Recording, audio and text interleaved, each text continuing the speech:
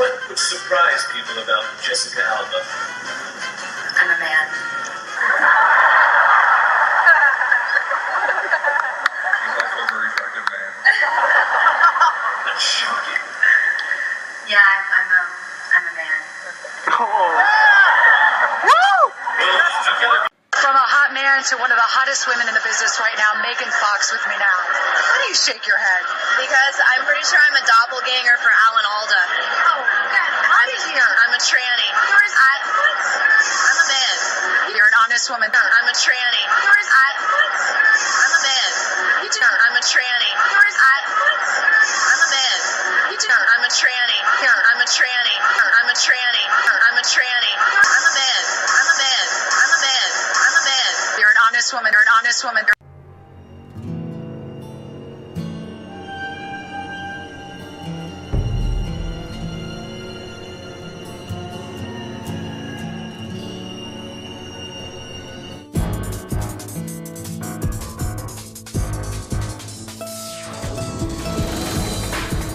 If you consider this revolting and perverted, understand that you will be seen as an intolerant, shallow person who should visit a psychiatrist.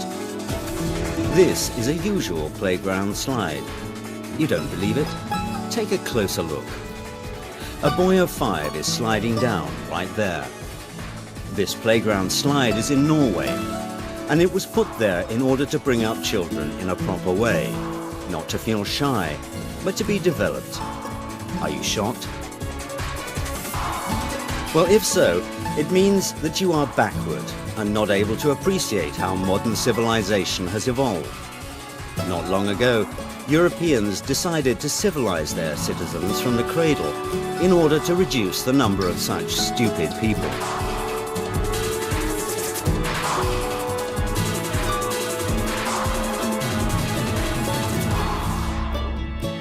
The youngest children are taught core values through the examples of toy animals. This French book has the title Little Fox Jean Has Two Mums. And here is a story about a baby penguin entitled The Tango of Two Fathers. Why not? Preschool teachers in kindergartens read such books to children. Teachers use special methods and techniques which are being worked out in ministries. For example, the Danish Ministry of Equality has printed a guideline for nursery teachers called Kindergartens, where there is a place for peppy princes and pirate princesses. In Latvia, you can find books for boys entitled The Day When Carlis Was Carleen, and for girls, The Day When Ruta Was Richard, published under the patronage of the ministry. And you encounter the same situation in Germany. For instance, the pupils of one German school swapped sexes. In honor of Gender Equality Day, boys and girls cross-dressed. In fact, everybody took part, both teachers and students, because, according to Europeans, it helps to reach mutual understanding. Schüler sich in der Schule, wo sie sehr lange in ihrer Jugend sind, nicht verstellen müssen, sondern sein können, wer sie sind. If you're shocked by all this, that handicraft and PE teachers can come to school in a skirt with makeup and high heels, and a maths teacher can come to school wearing men's trousers and false beard, then it means you are backward.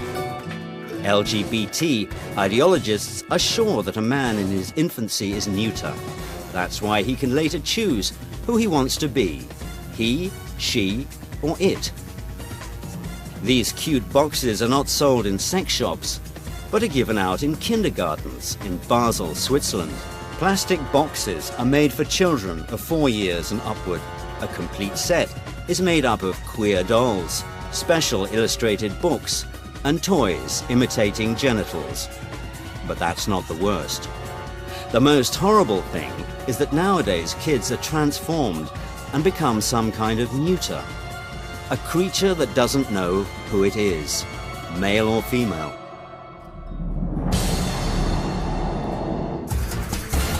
This is Max. He is 2. His English father and mother dress him in boys' trousers as a boy and girls' skirts. Though Max was born as a normal boy, His parents consider this meaningless. Until the boy decides for himself who he is, his parents make him play with both toy cars and dolls. Begins in special kindergarten. His mother paints his nails. Here is one such preschool institution in Sweden. The kindergarten Egalia has been operating since 2010 in Stockholm. Here the children are treated as if they have no gender. Instead of han or hon, which is translated from Swedish as he or she, a child is called hen, which means it. This neuter word was added by pedagogues to their word armory from non-traditional sexual minorities. That's probably the reason why the director of the kindergarten, Lotta Rajalin, considers this procedure to be the most democratic. So I think we are going to change girls to boys and boys to girls, and that's of course not what we are doing. We like to give every human being the same rights, the same possibilities, the same responsibilities, and that is a question of democracy. Here is how this democracy works. Kids play with neuter dolls and read books about a boy who loved pink and a dress with white polka dots. Boys must play in a doll kitchen with girls, and girls must build cities with Lego construction blocks. And this is also the situation in France, where bureaucrats from the Department of Education came to one of the kindergartens. They were shown an open lesson, where kindergarten teachers help children to overcome stereotypes. The figures of boys and girls are attached to a blackboard. The children's task is to dress the figures so that they portray neither male nor female. Films about these new children are brought to the attention of teenagers at the age of 12 to 14. For example, this movie called Tomboy. This term signifies a girl who acts like a boy. And it tells the story of 10-year-old Laura, who understood that she's a boy. In addition, this girl falls in love with her female neighbor. This boy-girl story was lauded by critics, and it won the Berlinale 2011 prize. It's difficult to believe that this outrageous film about a girl who likes to be a boy is shown to pupils in France. Within the framework of the program School and Cinema, it was seen by 46,000 French pupils. And German teenagers at the age of 13 are given odd questionnaires where they must think, do they belong to the right gender? Here are several questions. When and why did you decide to be heterosexual? Is heterosexuality only a phase which you'll overcome? Is it possible that your heterosexuality is the result of the neurotic fear of the people the same gender as you? You must admit that such questions are difficult to make out by adults, say nothing of 7th graders. They try to make neuters of modern children who fall victim to a doctrine accepted in 1995. This was when the transformation of a person into a mysterious it began. In Beijing, during the UN World Conference, the notion sex was changed to gender, out of respect for people of non-traditional orientation.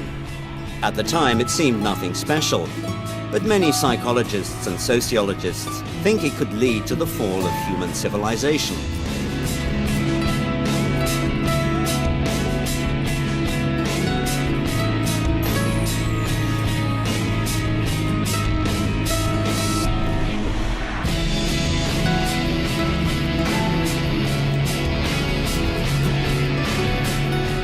Against nature. The concept of gender mainstreaming, it's an ideology, it's not a science, although you can study gender mainstreaming, gender studies, you can study in European universities, but it's not a science, it is an ideology. It's an ideological study. And this ideology says that the social gender, the social sex is only trained and educated, achieved by education, and that beside the roles of men and women are many other roles one can choose for himself, and that is a big enrichment of personal life to choose one of those roles, to impose, for example, homosexual relationships as normal as heterosexual relationships. The ideology says that also heterosexual behavior is achieved, so we should keep for the children the gates open to choose the sexual identity.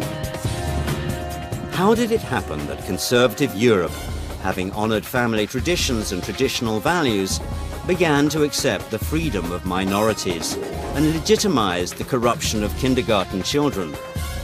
The fact is that nowadays many followers of non-traditional European values are in the halls of power, as the analysts say. This is Auden Lysbakken, a Norwegian politician and millionaire who doesn't conceal his non-traditional orientation. Not long ago, he headed the Ministry of Children and Family Development, and now he is the leader of one of the left parties in Norway. Having left his ministerial position, Lysbakken donated 13 million krones to promote a new program of non-traditional sexual education in Norway's kindergartens and schools. And this is Daniel Cohn-Bendit. He is the leader of the united faction of the Green Party in the Euro Parliament, a man who started his career as a kindergarten teacher in Frankfurt am Main, where he was accused of paedophilia and, moreover, a few decades ago, casually depicted shocking things on French TV. C'est quand même, il faut être honnête, sérieux, un petit gosse. Moi j'ai travaillé avec avant des tout petits, là, les tout petits c'est autre chose, mais avec des gosses qui avaient entre 4 et 6 ans. Bah, vous savez, quand une petite fille de 5 ans et demi commence à vous déshabiller, c'est fantastique. Do you want your children to be neuter? In every culture, when men start to behave like women, and men start to dress like women, that is done in the final phase before a total collapse. And Paglia came out and said that transgender mania is a symptom of the West culture collapse. Let's go back to the clip where we left it off. Here it is. To the world, because in fact these phenomena are inflaming the irrational, indeed borderline psychotic opponents of Western culture in the form of ISIS and other jihadists. Nothing more, better defines the decadence of the West to the jihadists, okay, than our toleration of open homosexuality and this transgender mania now. I think that any vision of the future, the futurists from the science fiction of the late 19th century into the 20th century, usually they have projected that men and women in distant space, okay, will start to conform to each other in gender, and you see that in you see it in Star Wars. Gender seems to start to be erased. Men and women are working side by side, almost as units, and there's something mechanical about it. This shaving away of gender differences. Okay, yes, that's right. More and more, the masculine is seen as somehow retrograde. That's right. She realizes there's a scientific attack on men, and she knows a lot more than she's letting on. I'll just leave it at that. She's a smart lady. She studied history. And she is for people to have equality and freedom and for people not to be abused. But you've got to defend masculinity because that is the bipolar heart of humanity. The feminine and the masculine together make humanity. That is our journey together over thousands of years, over the eons. Our struggles. And women have done things to men have done things to women. But to then have the species turn against itself is the end of the species as we know it. And the social engineers, the social Darwinists, the transhumanists, eugenicists have written countless books that we've reviewed, we've covered, we've quoted, I've made films admitting this plan. And she's trying to get folks to think. She's a smart professor. So she's giving them little hints, like it's almost like it's a machine. It's almost like they're stripping something away. It's almost like we're being dehumanized. We're side by side working like prisoners. That's right. The globalists are jealous of that connection between men and women. They don't like the love humans have for each other. Brotherhood, kinship, fatherhood, motherhood. Male bonding, they're going after rituals of men bonding. They're going after rituals of women bonding. The globalists admit in their own plans, in Brave New World Revisited, nonfiction, that Brave New World written in 1932. Go read that book 90 years later. 90 years later. Brave New World. Almost 90 years later. And you go read that, and it's almost all come true in ways. And Huxley explained in 62 before he died, as I've said many times, I played the interview here, an hour-long speech at Princeton, hour-long speech at Berkeley, excuse me, he did one at Princeton as well. And he said, no, my brother runs the UN. This is the eugenics plan. We call it transhumanism. And once we mix up the sexes and put chemicals in the food and water, then we're going to feminize men, make women masculine, but then we're going to mix the two, and then we're going to have a planned species, and you're going to be asexual. You're all going to have shaved heads. You're going to wear gray uniforms. And you're like, you know, I've heard of that. I saw that in the movie THX 1138, which George Lucas admits is his version of Brave New World. So we're getting messed with here, because the only way to conquer humanity, humanity will always resist you. The only way to conquer humanity once and for all is to end humanity as we are known, as we have been. And that's why the major textbooks that we've covered here across the United States admit and say the family belongs to the bygone archaic era and is barbarous and must be phased out and finally eradicated. Yes, we can have a centralized computer-run system with robot police dominating and controlling what's left of a suboid human population that only exists for the technocratic elite to play with, like a cat plays with a wounded mouse with a broken back. The ritualized domination of humanity, the trampling of humanity, and the being trampled, to quote George Orwell. You think Winston is progress towards a better engine or a faster rocket or better food production or cleaner water, better health, more clothing, more shelter, more culture, beauty. No, Winston, we're an ugly culture. We're a culture that's going to run you over, and we're going to be run over. You look at me, Winston, with black circles around my eyes and my wrinkles and how unhealthy I look. But the fact that I'm unhealthy and dominated shows the vigor of the parasite spirit we have created, the demonic force we feed, our God of death and humiliation and suffering. You want an image of the future, Winston? It's a big black bloody boot stomping on the human face forever, conquering humanity for Satan. I added a little bit to what O'Brien says to Winston. But I think you get the mode. I think you might be in the mood now.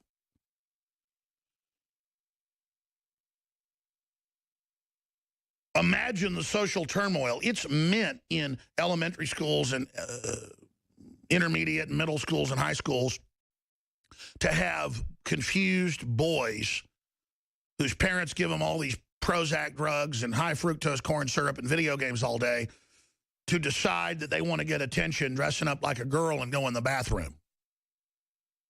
Truth is, you can just put dark eye makeup on and act upset and alluring, and you'll have all the women chasing you around. It's been like that for 30 years. I didn't have to do that, but the point was there were guys that did that. It was all a big joke. I'd sit around laughing with them in college, too.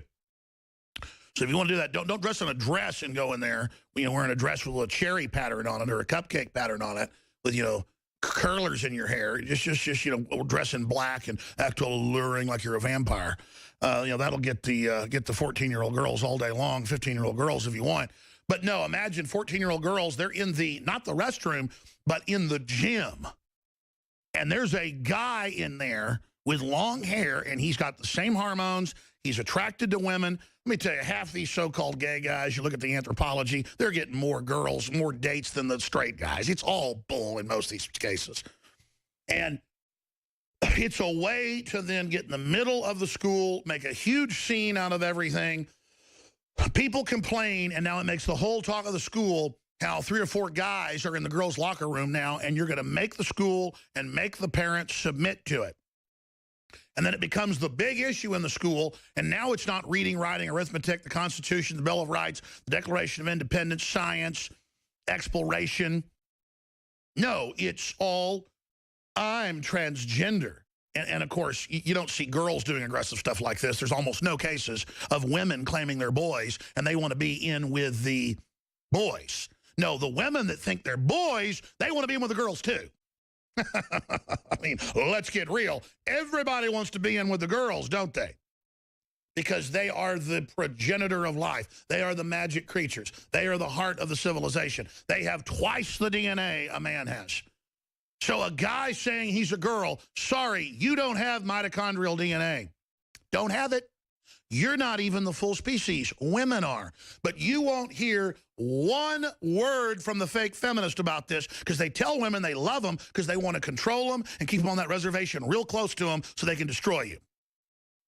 The truth is women, out of their mitochondrial DNA, they now have proven this, will release new genetics, which are actually old genetics, for key times and will decide the sex at the embryonic level and what to activate in the male that's going to be created that comes out of the woman, out of the earth, out of God's creation. How magic is that to defend women?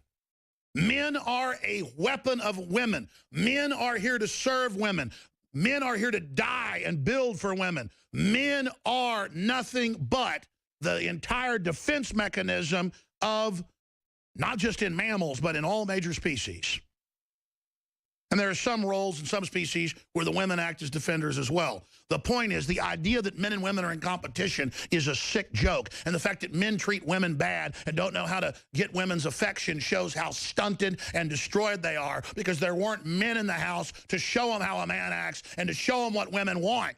It's pathetic.